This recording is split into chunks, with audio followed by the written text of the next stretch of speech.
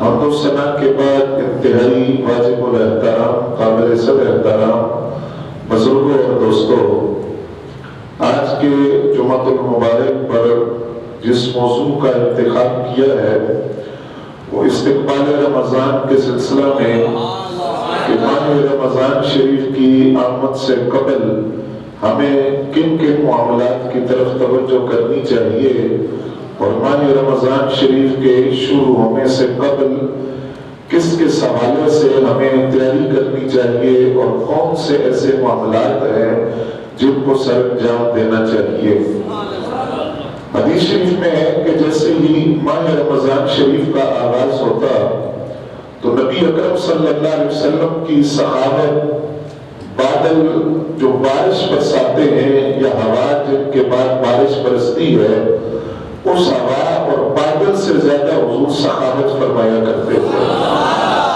ان لوگوں کی مدد جن کا کوئی پرسان حال نہیں اور جو ماہ رمضان شریف کے اندر روزے تو رکھتے ہیں لیکن ایک ایک لقمے کے لیے ترس کر، تو ان لوگوں کی مدد حضور صلی اللہ علیہ وسلم فرمایا کرتے تھے۔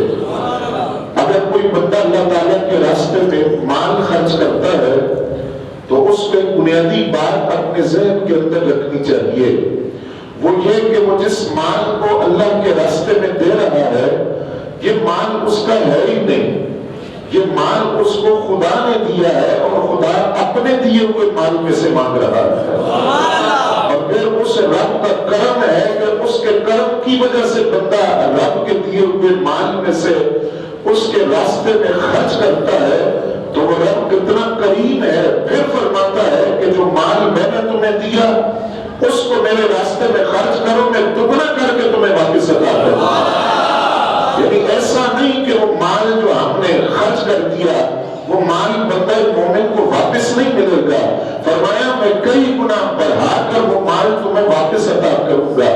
قرآن نے ایک مثال دی، بڑی سادہ سی آسان مثال قرآن نے دی، فرمایا تم زمین کے اندر ایک دانہ کاشت کرتے ہو، اس ایک دانے سے پودا اگتا ہے، اس کے ساتھ 7 بالیاں لگتی ہیں، اور میں اس کو ذرا آسان کرتا ہوں تاکہ اور آسان ہو جائے کہ زمین کے اندر ہم مکئی کا دانہ کاشت کرتے ہیں، اس کے ساتھ وہ مکئی کا پودا نکلتا ہے، ایک پودے کے ساتھ جو ایک دانے سے ہوگا 7 بالیاں لگتی ہیں، اور قرآن کہتا ہے ہر بالی کے اندر 100 دانے ہوتے ہیں، اور ایک دانے کے بدلے 700 دانے خدا عطا کرتا ہے، اور فرمایا رب چاہے تو اس سے بھی بڑھا کر تمہیں عطا کر سکتا ہے۔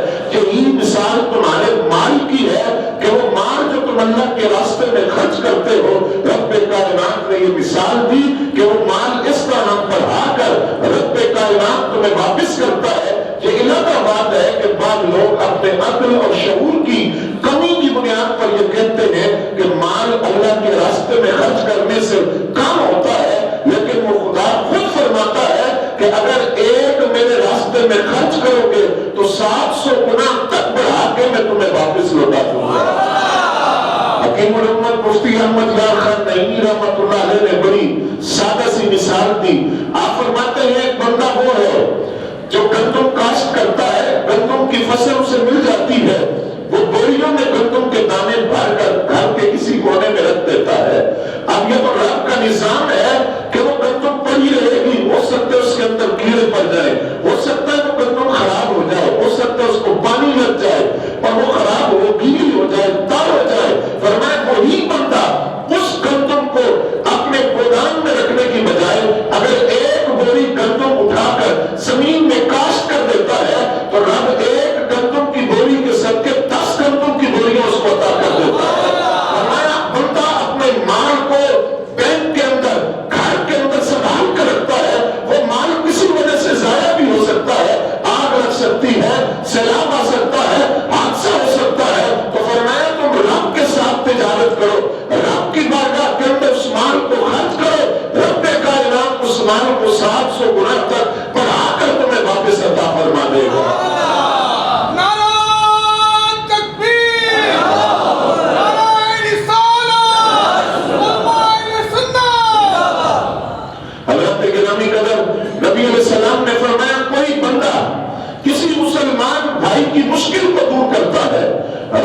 کائنات کل قیامت کے دن اس کی مشکل کو دور کرے گا. اور فرمایا قیامت کی مشکلات بہت بڑی بڑی مشکلات ہیں، لیکن دنیا کے اندر اپنے کسی مسلمان بھائی کی چھوٹی سی مشکل کو دور کر دیا، رب کائنات قیامت کے دن اس کی بڑی مشکل کو دور کرے گا. پھر فرمایا کوئی بندہ دنیا کے اندر کسی تنگدست بھائی کی تنگدستی کو دور کر دیتا ہے، رب کائنات وہاں اس کی تنگدستی کو دور کرے گا جہاں کوئی سہارا نہیں ہوگا. اور فرمایا کوئی مسلمان دنیا کے اندر اپنے مسلمان بھائی کے عیب کی پردہ پوشی کرتا ہے، کل میدان حشر کے اندر رب کائنات اس کے عیبوں کی پردہ پوشی کرے گا. اور آخری بات سرکار نے فرمائی، کوئی مسلمان اس دنیا کے اندر اپنے کسی مسلمان بھائی کی مدد کرتا ہے تو رب کائنات اس بندے کی مدد میں اس وقت تک لگا رہتا ہے جب تک وہ بندہ خدا کے بندے کی مدد میں لگا رہتا ہے. رب کائنات اس کا مددگار بنتا ہے، رب کی نصرت اسے ملتی ہے. اور رب اپنے بندوں سے پوچھتا ہے کہ میں بیمار تھا، تو نے میری عادت کیوں نہیں کی؟ تو بندے پوچھتے ہیں یا اللہ تو تو بیماری سے پاک ہے، بیماری جسم کو ہوتی ہے، تو جسم سے پاک ہے، یا اللہ تو کیسے بیمار تھا؟ فرمایا میرا فلاں بندہ بیمار تھا، اگر تو اس کی عادت کے لیے جاتا تو مجھے اس کے پاس موجود پاتا. مجھے قرض کی ضرورت تھی، رب فرماتے تو نے مجھے قرض کیوں نہیں دیا؟ تو بندہ پوچھتا ہے یا اللہ تجھے بھی قرض کی ضرورت ہے، تو قرض سے پاک ہے. فرمایا میرے فلاں بندے کو قرض کی ضرورت تھی، اگر تو اسے قرض دیتا تو مجھے اس کے پاس موجود پاتا. فرمایا میں بھوکا تھا، تو نے مجھے کھانا کیوں نہیں کھلایا؟ بندہ پوچھتا ہے یا اللہ تو بھوک سے پاک ہے، تجھے کیسے کھانا کھلاتا؟ فرمایا میرا فلاں بندہ بھوکا تھا، اگر تو اس کو کھانا کھلاتا تو تو مجھے اس بندے کے پاس پاتا. فرمایا وہ مال جو دنیا کے اندر کسی ضرورت مند پر خرچ کیا جاتا ہے، اس کی مدد کی جاتی ہے، تو یہ ڈائریکٹ تم خدا کے ساتھ تجارت کر رہے ہو. قرض تم بندے کو دیتے ہو، اصل میں یہ قرض حسنہ تم خدا کو دے رہے ہو. یہ عادت تم کسی مسلمان بھائی کی کرتے ہو، لیکن رب کا قرب وہاں موجود ہوتا ہے. اس لیے جب سرکار نے اعلان کیا رب فرماتا ہے مجھے قرض حسنہ دو، تو ایک صحابی حضرت ابو درداء رضی اللہ تعالیٰ عنہ عرض کیا حضور یہ قرض حسنہ خدا قرض حسنہ مانتا ہے، سمجھ نہیں آئی. فرمایا رب کو قرض کی ضرورت نہیں ہے، رب فرماتے میرے بندوں کی مدد کرو، وہ قرض گویا تم مجھے عطا کر رہے ہو. ان کا ایک بڑا خوبصورت باغ تھا، اس کے اندر 600 باغات تھے چھوٹے چھوٹے. توجہ ہے آپ کی؟ اصل آپ بول نہیں رہے کہ مال کا مسئلہ بہت مشکل ہے اور میں سمجھتا ہوں اس کو، اس لیے آپ سبحان اللہ تو کہیں اللہ تعالیٰ ہمیں توفیق دے. 600 باغ تھے، ایک باغ کے اندر حضرت ابو درداء رضی اللہ تعالیٰ عنہ نے عرض کیا حضور میں قرض حسنہ دینا چاہتا ہوں اللہ کو. اور قرض حسنہ کا مطلب ہے اللہ کے بندوں کی مدد، آپ کو قرض کی ضرورت نہیں ہے. تو حضور نے فرمایا دے دو. کہا حضور آپ گوا رہے ہیں وہ جو میرا باغ ہے جس کے اندر 600 چھوٹے چھوٹے باغ ہے وہ میں اللہ کے راستے میں صدقہ کرتا ہوں، کیونکہ رب فرماتا ہے کہ جب میرے راستے میں دو تو وہ خرچ کرو جو تمہیں پسند ہے، گھٹیا مال نہیں، ناقص نہیں، اور ایسا نہیں کہ جس کو تم پسند نہیں کرتے. فرمایا تم نیکی کو نہیں پا سکتے حتیٰ کہ تم وہ چیز خرچ نہ کرو جو تمہیں پسند ہے. تو کہا حضور وہ باغ مجھے پسند ہے. اب جب باغ میں گئے تو بیوی اندر خوشبو لگا کر خیمہ سجا کر بیٹھی ہے. حضرت ابو درداء نے باغ کے باہر کھڑے ہو کر بیوی کو آواز دی کہ بچوں کو بھی پکڑو، سامان بھی سمیٹو، باہر آ جاؤ. انہوں نے کہا خیر تو ہے، آپ اندر کیوں نہیں آ رہے؟ فرمایا آپ کے باغ میں تیرا ہے نہ میرا ہے، یہ میں نے خدا کو قرض حسنہ دے دیا.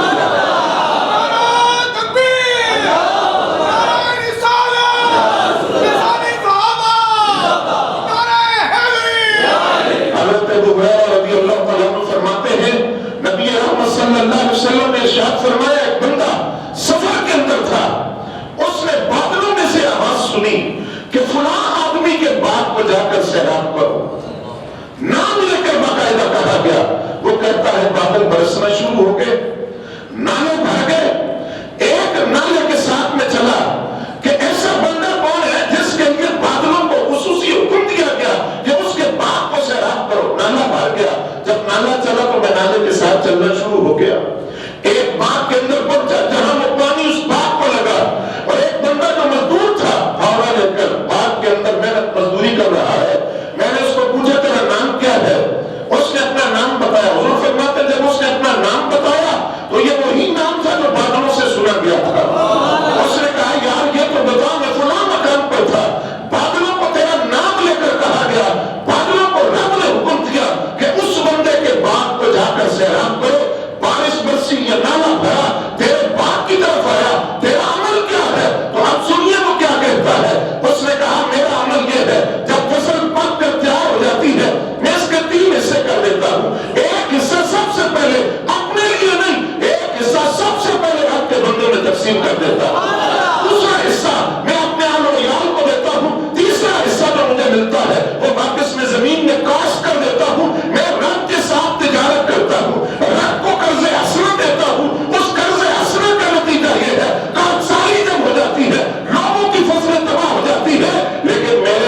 تو یہ رب بادلوں کو حکم دیتا ہے کہ اس بندے کے بات پر جا کر برسو تو ڈائریکٹ میرے ساتھ میرے بندوں کی مدد کر کے ہدایت کرنا۔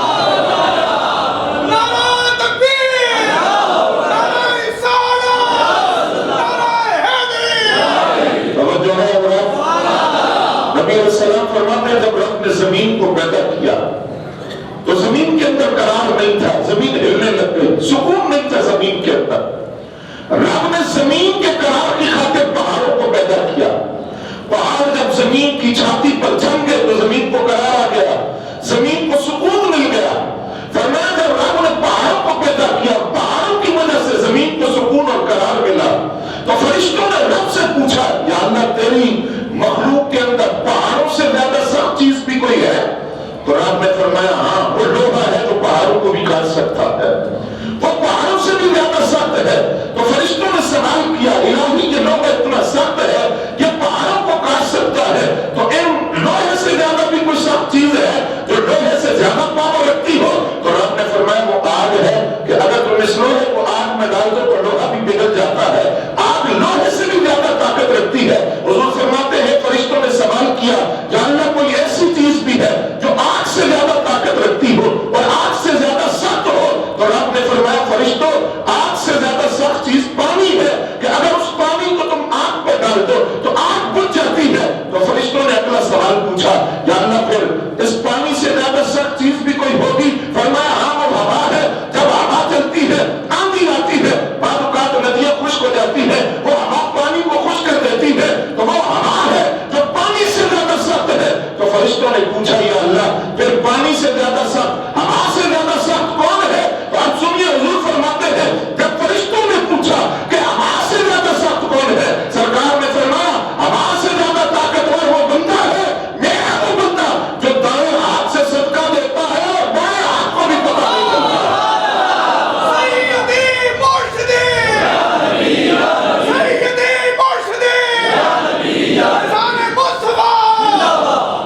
حضور صلی اللہ علیہ وسلم کی اپنی صحابت کا علم کیا تھا؟ توجہ ہے آپ کی؟ نبی علیہ السلام کے پاس ایک غیر مسلم ابھی کلمہ نہیں پڑا ایک قبیلے کا ایلچی بن کر آیا۔ نبی رحمت صلی اللہ علیہ وسلم نے دو پہاڑوں کے درمیان جو جگہ ہوتی ہے خالی جس کو وادی کہتے ہیں، ایک وادی بھری ہوئی بکریوں کی اس کو عطا کی۔ اب جب وہ واپس گیا تو اس نے اپنے قبیلے سے جا کر کہا اسلموا اسلموا، جلدی جلدی اسلام لے آؤ، ایمان لے آؤ۔ قبیلے والوں نے پوچھا خیر ہے تمہیں تو بھیجا تھا بات کرنے کے لیے اور تم نے واپس آتے چھوڑ ڈال دیا کہ اسلموا اسلموا، اسلام لے آؤ، ہوا کیا ہے؟ اس نے کہا وہ جو مسلمانوں کا نبی ہے نا وہ اتنا عطا کرتا ہے، اتنا عطا کرتا ہے کہ لوگوں کو فقر اور محتاجی کا ڈر ہی ختم ہو جاتا ہے، وہ فقر کو بھول جاتے ہیں اور محتاجی کا ڈر ہی نہیں رہتا۔ اس کی بارگاہ سے اتنے خزانے رب کے لوٹائے جاتے ہیں کیونکہ رب کے خزانوں کا قاسم بن کر وہ کائنات میں آیا۔ رب ہے موتی، یہ ہے قاسم، رزق اس کا ہے، کھلاتے یہ ہے۔ اور حضور صلی اللہ علیہ وسلم نے فرمایا صدقہ کرو، کس کو کرو؟ حضور نے فرمایا عام بندے کو دو گے تو ایک اجر ہے، کتنا؟ سارے بولے اب کرنا نہ کرنا آپ کی مرضی ہے، بولے تو صحیح ہے، کتنا؟ ایک اجر۔ اور فرمایا اگر اپنے رشتہ دار کو دو گے تو دو اجر ہے۔ ایک اجر اس بات کا کہ تم نے صدقہ کیا اور دوسرا اجر اس بات کا کہ تم نے صلہ رحمی کا خیال کیا، اپنے خونی رشتوں کا خیال کیا۔ تو فرمایا پہلا حق تمہارے رشتہ داروں کا ہے، ان کو صدقہ کرو۔ دوسری بات قرآن نے صدقے کا ایک ادب بتایا اور خدا کرے وہ ہمیں سمجھ آ جائے۔ فرمایا یا ایھا الذین آمنوا لا تبطلوا صدقاتکم، اپنے صدقوں کو باطل نہ کرو۔ کیسے؟ من المن والاذی، فرمایا احسان جتا کر اور اذیت دے کر صدقہ باطل نہ کرو۔ وہ کیسے باطل ہوتا ہے؟ فرمایا کسی بندے کو صدقہ دے دیا پھر 10 دفعہ اس پر جتلایا کہ میں نے تیری مدد کی تھی، اب لوگوں کے اندر شہرت کر دی کہ میں نے تیری مدد کی تھی۔ وہ بندہ جس کو صدقہ دیا تھا، قرآن کہتا ہے اصول یہ ہے کہ جب تم نے صدقہ دے کر خیرات کر کے اذیت دی اور احسان جتلایا تو وہ تمہارا صدقہ خدا کی بارگاہ میں نہیں پہنچا، وہ صدقہ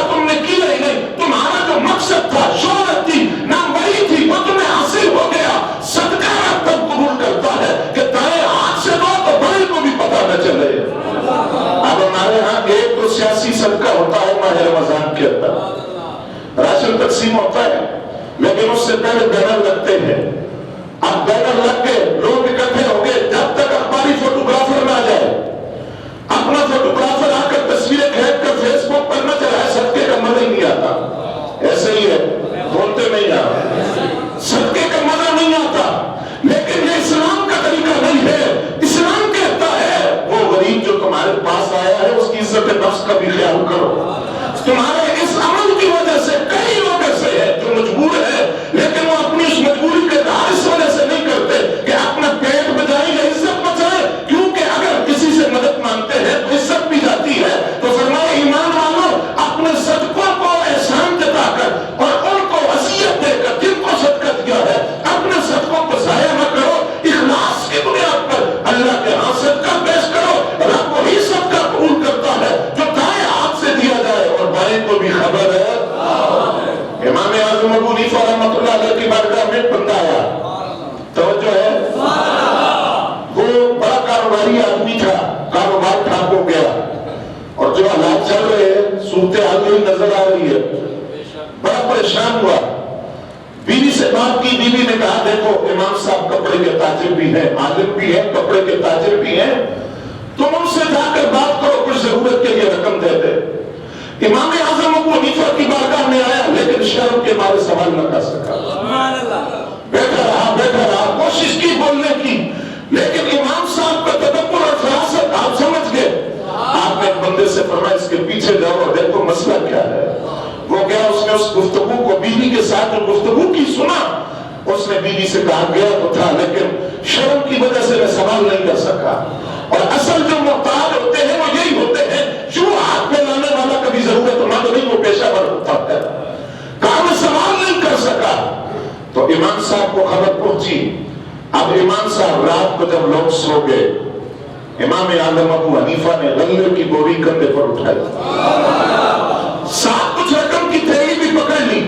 اس کے دروازے پر پہنچے اور دستک دے کر آواز دے کر کہا، فرمایا میں ابو حنیفہ تمہارے دروازے پر آیا ہوں، یہ غلہ اناج لے کر، رقم لے کر. اب یہ تو جانتا ہے یا میں جانتا ہوں یا خدا جانتا ہے، اور کسی کو نہیں پتا. انکار نہ کرنا، بس یہ میری طرف سے قبول کر لو. اور لوگوں سے بھی کہا، فرمایا صدقہ اصل میں وہ ہے کہ جو تم خدا کے بندوں کو یوں دو کہ یہ تم جانتے ہو یا وہ بندہ جانتا ہے یا خدا جانتا ہے.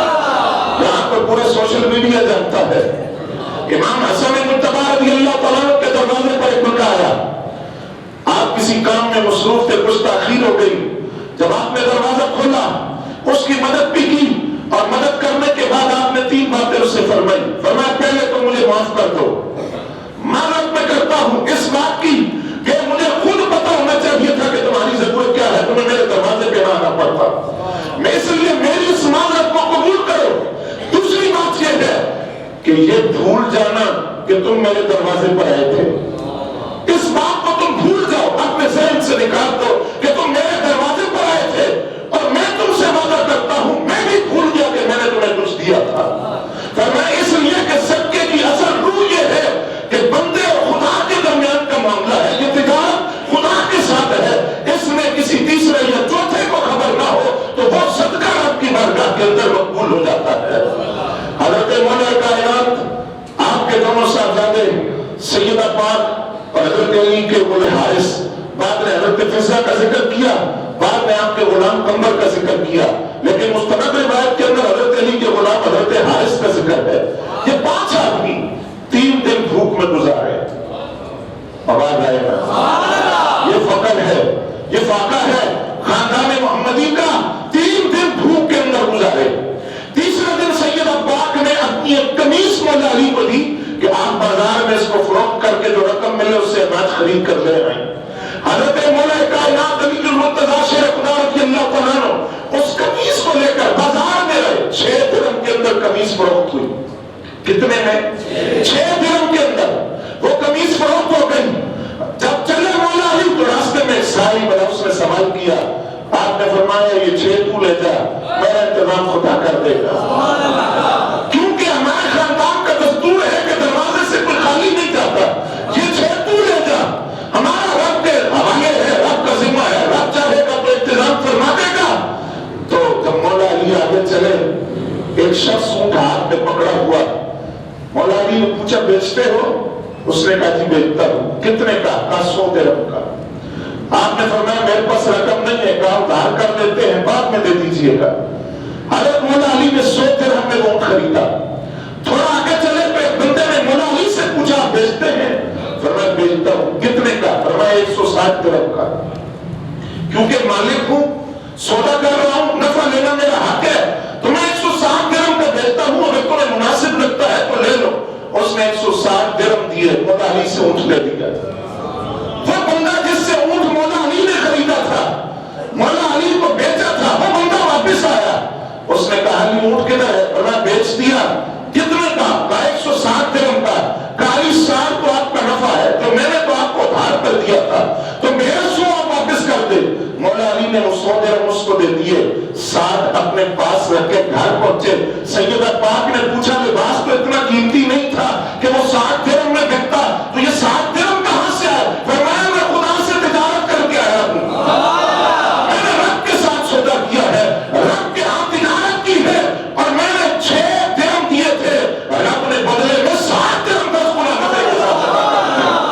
اگلے دن تک یہ بات بارگاہ رسالت مآب میں پہنچی۔ سرکار نے فرمایا علی جانتے ہو وہ رب سخاوت کا ایک منظر دکھانا چاہتا تھا لوگوں کو جو رب کے ساتھ تجارت کرتا ہے رب اس کو کتنا نوازتا ہے۔ اور سودا رب نے تمہارے ساتھ کیا تھا، کیسے کیا تھا؟ فرمایا وہ جس نے اونٹ تمہیں بیچا وہ حضرت میکائیل علیہ السلام تھے، اور جنہوں نے تم سے خریدا وہ حضرت جبریل امین تھے، اور اونٹ بھی وہ ہے جو کل قیامت کے دن میدان حشر میں سیدہ زہرا کی سواری بن کر آئے گی۔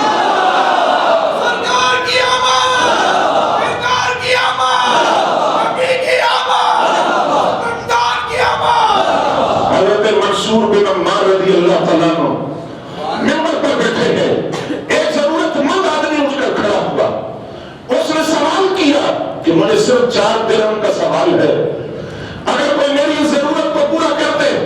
حضرت منصور بن عمار رضی اللہ تعالیٰ عنہ اللہ کے ولیوں میں سے ہے، آپ نے فرمایا کوئی بندہ اس کو 4 درہم دے، مجھ سے 4 دعائیں کروا دے، مجھ سے 4 دعائیں لے لے، 4 درہم اس کو دے دے۔ اب وہاں سے تو کوئی بندہ نہ اٹھا، باہر سے غلام گزر رہا تھا، غریب آدمی تھا، فقیر تھا، اس نے سنا لیکن دل بڑا تھا، اس کا دل بڑا تھا۔ حدیث شریف میں آتا ہے ایک مرتبہ سرکار نے مال مانگا جہاد کے لیے، تو کوئی 300 اٹھایا، کوئی 400، ایک صحابی مزدوری کرتے تھے، ان کو تھوڑی سی کھجوریں ملتی تھی، وہ رات کے پہر حضور کے پاس رہا، سرکار میرے پاس یہی ہے، تو حضور نے فرمایا کہ یہ جو ڈھیر لگا ہے نا مال کا، بڑے بڑے مالدار سے عمل آئے، اس کی کھجوروں کو پورے ڈھیر پر پھیلا دو، اور ڈھیر پر پھیلا دی گئی، اور حضور نے فرمایا یہ تیری چند کھجوریں اس پورے ڈھیر سے زیادہ وزن رکھتی ہیں۔ رب تو دلوں کا خلوص دیکھتا ہے، کس خلوص کی بنیاد پہ بندہ آیا۔ وہ بندہ غریب تھا، دل بڑا تھا اس کا، اس نے آ کر کہا کہ میں 4 درہم مزدوری ملی ہے، میں وہی دیتا ہوں، آپ 4 دعائیں میرے لیے کر دیں۔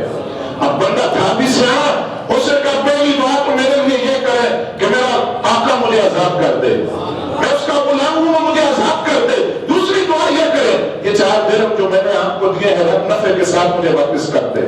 تیسری دعا یہ ہے رب میرے اور میرے آقا کی توبہ کو قبول کر لے۔ اور چوتھی دعا یہ ہے آپ رب سے دعا کریں میرے بھی، میری آقا کی بھی، آپ کی بھی، یہ جو حاضرین بیٹھے ہیں مجمع ہے، اللہ ان سب کی بخشش فرما دے۔ حضرت منصور بن عمار نے 4 دعاؤں سے نوازا۔ بندہ جب اپنے آقا کے پاس واپس گیا، اس نے پوچھا تاخیر سے کیوں آئے ہو؟ اس نے کہا جناب یہ معاملہ ہوا، 4 دعائیں کروائی ہے۔ کہا کون سی دعا؟ کہا پہلی دعا 4 درہم کے بدلے پہلی دعا یہ کروائی ہے کہ آپ مجھے عذاب کر دیں۔ راجہ مجھے عذاب کیا، آواز نہیں آئی، تجھے عذاب کیا۔ کہا دوسری دعا یہ کی تھی کہ جو 4 درہم میں نے خدا کے راستے میں دیے ہیں رب نفع کے ساتھ مجھے واپس کر دے۔ تو اس نے کہا تو 4 دے کر آیا ہے نا، 4000 درہم تو مجھ سے وصول کر، یہ ابھی تیرے حوالے ہے، تو ان کا مالک ہے۔ کہا تیسری دعا کیا تھی؟ کہا تیسری دعا یہ تھی کہ میری اور آپ کی توبہ خدا قبول کر لے۔ اب دونوں نے مل کر توبہ کی۔ کہا چوتھی کیا تھی؟ کہا چوتھی یہ تھی رب میری آپ کی اس مجمع کی منصور بن عمار کی بخشش فرما دے۔ تو آقا نے کہا جو میرے اختیار میں تھا وہ تو میں نے کر دیا، یہ میرے اختیار میں نہیں ہے، بخشش تو خدا نے کرنی ہے، مغفرت تو خدا نے کرنی ہے۔ کہتے ہیں وہ بندہ جب رات کو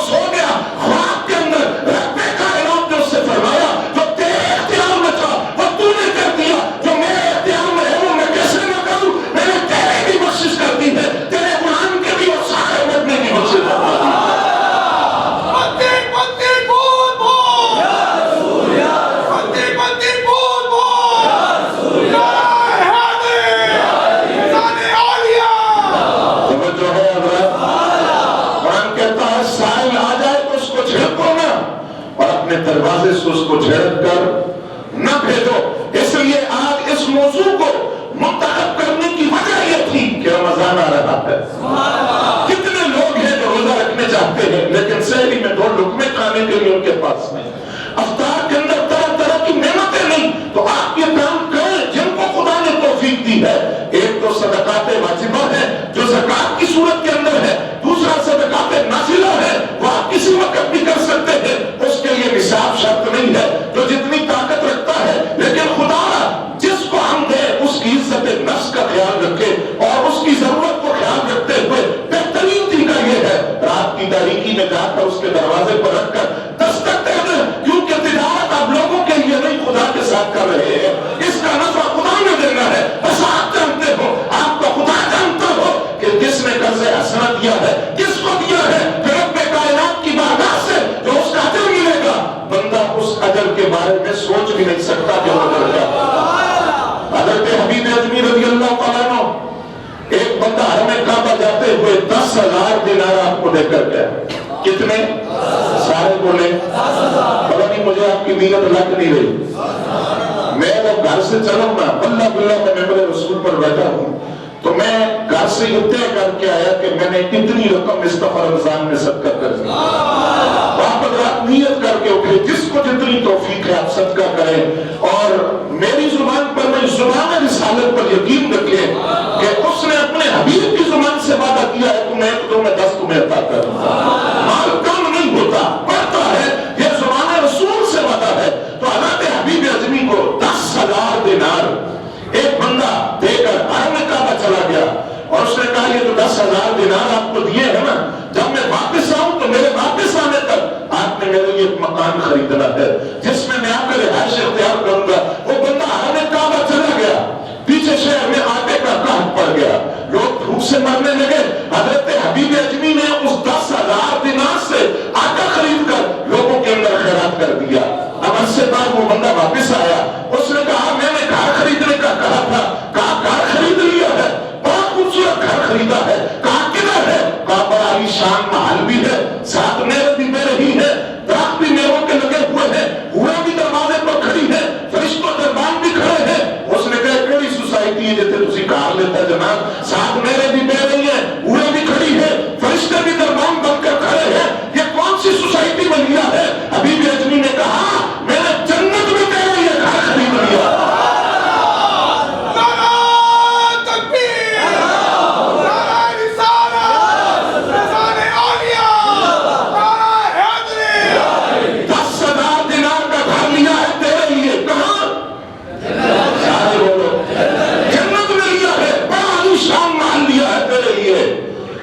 साथ उसकी बीवी भी थी, उसने कहा मैं नहीं, इनसे को लिख कर दे, रजिस्ट्री दे मकान की, डॉक्यूमेंट दे, दस्तावेज दे। अब सुनिए जरा, जो रब के साथ तिजारत करता है, हज़रत हबीब अजमी ने कहा ये कौन सा मसला है, मैं लिख कर दे देता हूं। हबीब अजमी ने लिखा बिस्मिल्लाहिर्रहमानिर्रहीम, मैं हबीब अजमी जमानत देता हूं, मैंने खुदा से घर खरीदा है 10,000 दिनार का इस बंदे के लिए, या अल्लाह तेरे जिम्मे करम पर है, तूने मेरी जमानत को पूरा करना है। उसकी बीवी से कहा ये डॉक्यूमेंट है उस मकान के, ये रजिस्ट्री है उस मकान की जो 10,000 दिनार की तिजारत करके तेरे शौहर के लिए मैंने खरीदा है। अब वो डॉक्यूमेंट कागज पकड़ लिया, अब हुआ क्या, रब अपना करम दिखाता कैसे है। उस बंदे का थोड़े दिनों बाद इंतकाल हो गया। उसने वही कागज का टुकड़ा जो हबीब अजमी ने दिया था अपने को साथ दिया, कहा ये मेरे कफन में रख देना, ये जन्नत में मेरे घर के डॉक्यूमेंट है, रजिस्ट्री है, उसके कफन में रख दी गई। हबीब अजमी की जमानत थी, सुबह लोग उठे तो उसके कब्र के ऊपर एक कागज का टुकड़ा पड़ा, उस कागज के अंदर लिखा हुआ था ये कागज अल्लाह की तरफ से है, हबीब अजमी को पैगाम देना, हमने तेरी जमानत को पूरा कर दिया है, जो घर तूने हमसे खरीदा था हमने वो इस पे नाम से बाहर है, बातों पर अमल करने की तौफीक अता फरमाए।